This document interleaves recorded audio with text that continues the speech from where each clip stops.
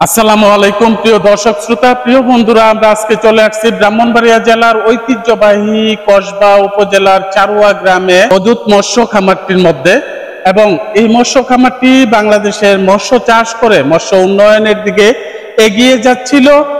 আমাদের কয়েকদিন আগে বৃষ্টি হওয়ার কারণে পার্শ্ববর্তী দেশ ইন্ডিয়া থেকে বন্যার পানি নেমে আসা পানি আমাদের বাংলাদেশ ব্রাহ্মণবাড়িয়া জেলার পূর্ব দক্ষিণ অঞ্চলের যারা ফিশারি করে তাদের ফিশারিগুলির পার ডুবে মাছগুলি বন্যার পানিতে ভেসে চলে যায়।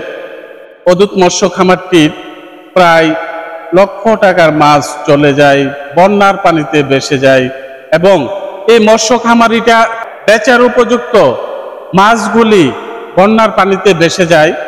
এবং বর্তমান সরকার এবং দেশবাসীর উদ্দেশ্যে বন্যায় অসহায় ক্ষতিগ্রস্ত মানুষদের পাশে থাকার অনুরোধ রইল।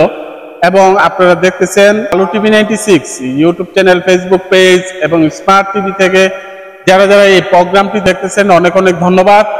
আমরা আজকে সরাসরি রয়েছি কসবা উপজেলার চারুয়া গ্রামে। এই গ্রামটির মধ্যে অনেক মৎস্য প্রজেক্টগুলি বন্যার পানিতে মাছগুলি ভেসে যায় এবং বিশাল ক্ষয়ক্ষতি হয়।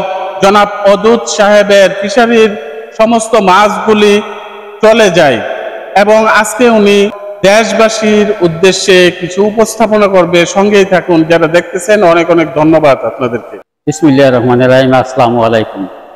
আমার নাম মোহাম্মদ আব্দুল ওদুদ, সাবেক মেম্বার। আমার বাড়ি ব্রাহ্মণবাড়িয়া ডিস্ট্রিক্ট করবা থানা 10 নং বাই ইউনিয়ন 2 চারুয়া গ্রাম 2 নং ওয়ার্ড। আমার একটি মৎস্য তারপরে গিয়া খামার ছিল, ফিশারি ছিল, কিন্তু 2024 সালে বন্যায় আমার এই ফিশারিগুলি তারপরে গিয়া পানি ভেসে যায় এবং মাছও ভেসে যায়। মাছ কোনো বিক্রি করতে পারি নাই। তারপরে গিয়া প্রায় 1 লক্ষ টাকার মাছ দিয়ে আমার নষ্ট হয়ে গেছে বন্যায়। আমি বর্তমান সরকার ওনার কাছে আমার আকুল আবেদন থাকবে এবং দেশবাসীর কাছে আমার আকুল আবেদন থাকবে, আমার যে ক্ষতিগ্রস্ত বন্যায় যে মাছগুলি ভেসে গেছে এই ক্ষতিগ্রস্তের পাশে দাঁড়ানোর জন্য আমার বিশেষভাবে অনুরোধ রইল। আপনি কি কি মাছ চাষ করতেন পুকুরে?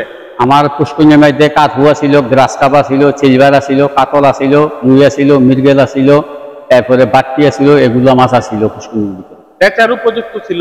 জি জি জি, বেচার উপযুক্ত ছিল। বছরে কয়টা বিক্রি দিতেন? বছরে মনে করেন আমি 2টা বিক্রি দিতাম। 2টা বিক্রি দিতাম বছরে। কয় মন করে বেচতেন? বেচতাম প্রায় 6-7 মন আর 10 মন করে বিক্রি দিতাম। তো আপনার এই মাছগুলির কি কি খাবার খাওয়াতেন? আমি মাছগুলিতে খাবার খাওয়াইছি আপনার কই, মুসি, তারপরে সার, এগুলো আমি খাবার খাওয়াইছি মাছ আমার মাছের। এই মাছগুলি যে চলে গেল সবগুলি কি বেচার উপযুক্ত ছিল? সবগুলি মাছ আমার বেচার উপযুক্ত ছিল, কিন্তু আমি অসুস্থ ছিলাম। টাকা হার্ট ফাউন্ডেশনে ওই সময়টার মধ্যে বন্যা হয়েছে, আমি বাড়িতে ছিলাম না, কিন্তু আমার যে কি রক্ষা করবো, আমার রক্ষা করে নেওয়ার লোক আমার বাড়িতে নাই। বর্তমান সরকারের সুদৃষ্টি আমি স্থাপন করছি, যদি বর্তমান সরকার যদি আমাদের উপজেলার মাধ্যমে যদি একটা মৎস্য চাষের একটা লোনের ব্যবস্থা করে দেয় এবং আমরা ওই লোনটা আইনা এরপরে আমরা কিন্তু মাছ আমরা চাষ করতে পারবো, এরপরে দাঁড়াইতে পারবো, এই দৃষ্টি আমি আকর্ষণ করছি বর্তমান সরকারের কাছে। বর্তমান সরকারের সুস্বাস্থ্য আমি কামনা করছি। তারপরে আমি আমার এই দেশবাসীর কাছে আমার আকুল আবেদন, আমি দোয়া চাচ্ছি, আমি যদি ঘুরে দাঁড়াইতে পারি সবাই আমার জন্য দোয়া করবেন। বিশেষে আলো টিভিকে আমি অনেক অনেক ধন্যবাদ জানাচ্ছি যে আমার এই খবরাখবর নেওয়ার জন্য, প্রচার করার জন্য। সবাই ভালো থাকবেন এবং সুস্বাস্থ্য সবার কামনা করছি। পরিশেষে সবাইকে অনেক ধন্যবাদ জানাই। আমার বক্তব্য সমাপ্তি ঘোষণা করিলাম।